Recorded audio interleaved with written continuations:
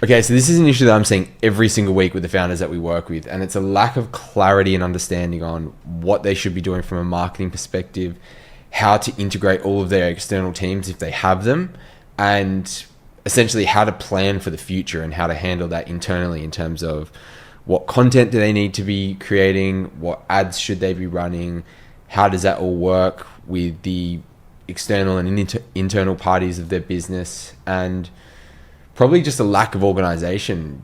Essentially, it's quite hard to put everything into picture when you are running your business and you are worrying about stock and customers and cash flow and everything else that comes with the day-to-day of running a business. So this is a simple calendar that I've used for the last 5 years, give or take. It's just been an extension of things that were shown to me, and a progression over time of things that work and things that don't work. There's a couple of caveats to it. I do everything on Google Sheets. It's free. It's the easiest thing to use. It's easily shareable with people. You can revoke their access if you need to. And it's a central place that everyone can kind of work off of. Now, there's obviously 1,000,001 different platforms and softwares, and I use Notion personally every day, but for this specific project, I think you cannot be just building out a central Google sheet. And I honestly share this template with people probably once or twice a week with founders that we work with, and they absolutely love it, and they implement it in their own business, and they make changes so that it suits their business. So it's gonna be a short video, but I'm literally just gonna live put the sheet together. I'm gonna copy and paste some of the stuff from the original template that I use. I'm gonna delete some stuff that I don't think is necessary for me right now for this demonstration, and then I'm just going to run through a couple of, I guess, fake campaigns, or show people how it should actually be filled out, and how it actually works with the sheet, because I think it is really important not to just have the template, but you go, okay, yeah, I see why this works and I see why this is important. So I'm literally just going to start copying and pasting it, share my screen, show the whole process, talk through it, and go from there. So first things first is the A column that we want. We drag this out.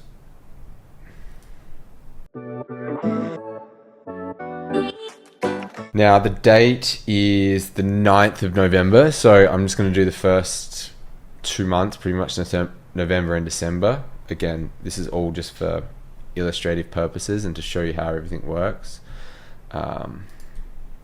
So first thing is this, I guess, is our main column that we drag across, and as the dates come across, we want to be able to follow the months as they come across as well. So drag that across. Let's freeze that.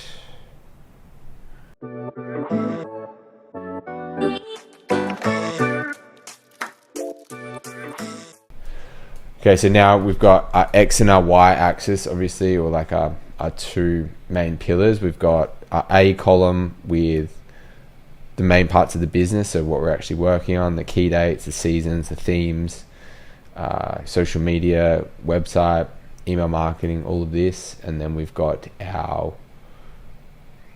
dates across the top column. So it's really easy, and it's really easy to, I guess, slide across, and you can hide dates as you work across them. So for today, it's the 9th of November.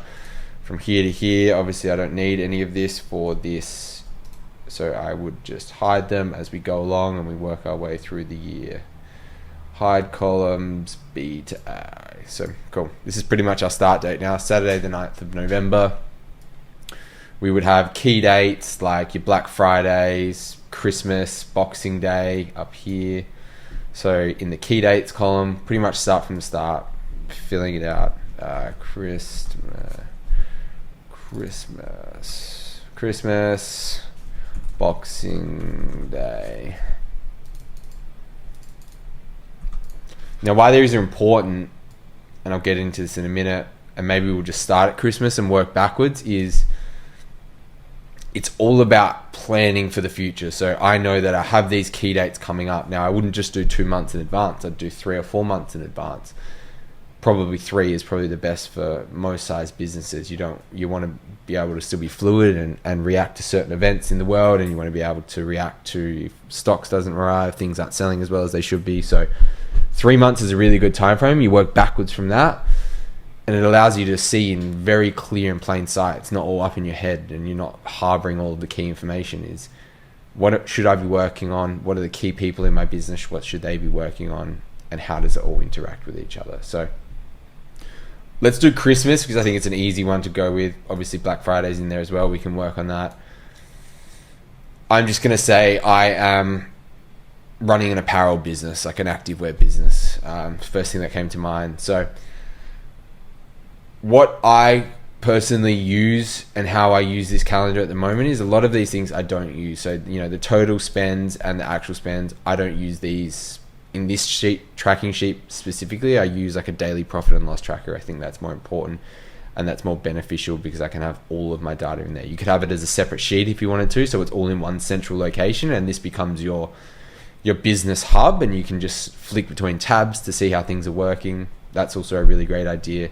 But for me personally, I don't use these at the moment, so I'm just going to delete these. I'm going to hide them. Now, for the size of my business, let's say I'm doing $100,000 a month. So pretty big business, 6-figure business. It's running well. I've got a lot of moving parts. At $100,000 a month, depending on your business model, it could just be me as the founder. I could have an email team.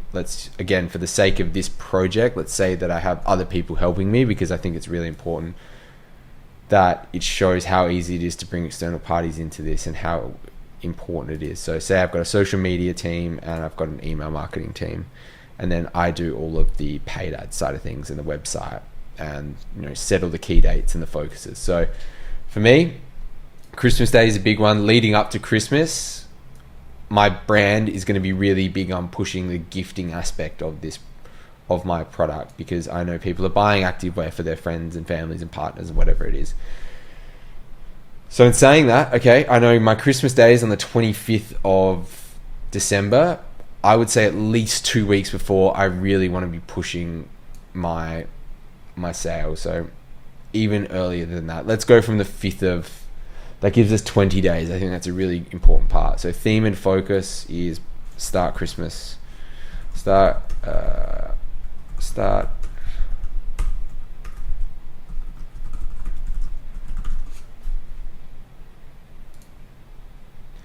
Now, I'm actually just going to go through and fill out a whole heap of this. So I'm just going to pause the video here, run through it all.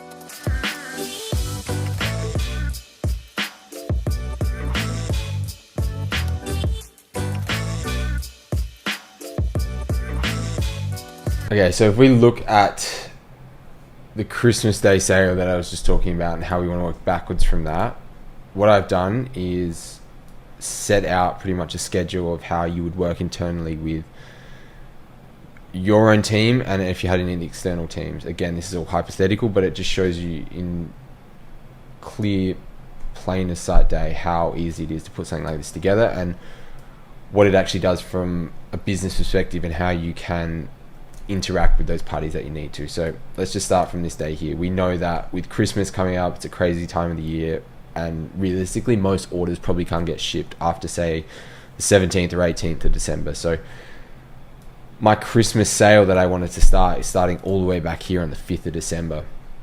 Now, leading up to that, it's going to work all the way up until here. This is where the major push will be, and this is where that salesy period will happen.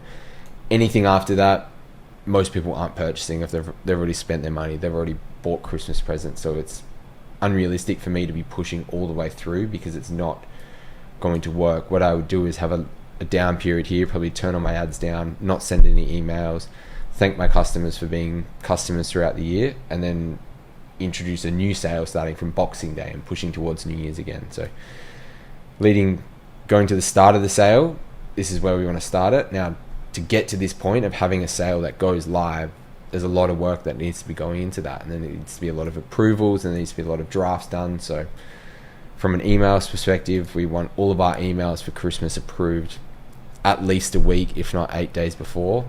depending on who's doing your emails, it may even be 2 to 3 weeks before, and that's absolutely fine. But you want to have clear dates of when things should be delivered, because you don't want to get to this date here when your sale is going live and you haven't approved the emails and you're still scrambling to get it all ready to go. Now, you can have the featured products, you can have your subject lines, depending how organized you want to be and how much detail you want to go into. This can all be included. Your discount codes is a really important one, something that people, again, forget to do until the last minute. Get that up and get that tested. Make sure it's working the way it should days before, because you don't want to get to this day and push a big sale when it doesn't work. All of your posts, your social media posts, or your stories, your feed posts, all of these should be approved, again, before it happens. It's all about organization and not scrambling at the last minute, because this is a super busy and important period for your business. You're going to have Black Friday in here, you've got Cyber Monday. You don't want to be scrambling, working late at night every night to get everything done. You want to be working, as I said, weeks, months in advance. All of my posts are approved, and then I know on these days here, so on, say, on the 5th, the 9th, the 13th, and the 17th, I've got 4 stories, 4 posts. Super simple structure. I've got three emails that are going out, so that would mean that I need 3 emails approved here. I know what products are going in there. I know my subject line. Something like, for the last one, it could be like last chance.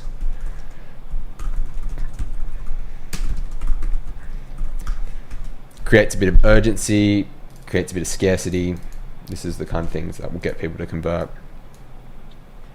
And if we go backwards a bit further, the only other thing I haven't talked about yet is the content. Again, for these specific sales periods, you might want to go and shoot content, or you might already have the content that you're repurposing, and that's absolutely fine. But you need to make sure, if you're having a sales shoot, if you're having a shoot specifically for that day, you have that booked in, you have all of your shoot videos and your statics approved, you've got time to edit them coming up to here, and then the ads need to be signed off and approved, because we don't want to be getting to this date and worrying about the copy. We're worrying about what's going in the ads, how they're all getting put together. So you can have tiles under here. You could add another one for insert one below. We could have add copy. You could have a Google Drive link here with all of your copy in it. So put the Google Drive link in here. That should be up there.